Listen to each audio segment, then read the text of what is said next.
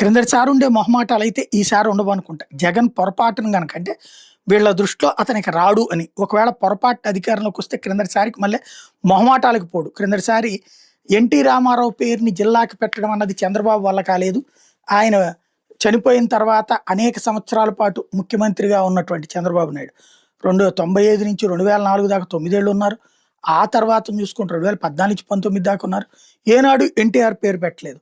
అట్లాంటిది ఎన్టీఆర్ హెల్త్ యూనివర్సిటీకి ఎన్టీఆర్ పేరు పెట్టిన, కృష్ణా జిల్లాకి అంటే విజయవాడ జిల్లాకి ఎన్టీఆర్ జిల్లా అని పేరు పెట్టిన, ఇదంతా జగన్మోహన్ రెడ్డి చేసుకొచ్చాడు.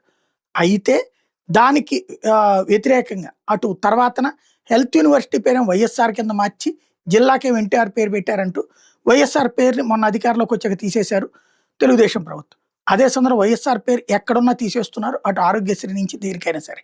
ఇప్పుడు తాజాగా చూస్తే తాడిగడప మున్సిపాలిటీకి, ఇంతవరకు విజయవాడ నగర శివారులో ఉన్నటువంటి తాడిగడప మున్సిపాలిటీకి వైఎస్ఆర్ పేరుని తొలగిస్తూ గెజిట్ నోటిఫికేషన్ విడుదల చేశారు.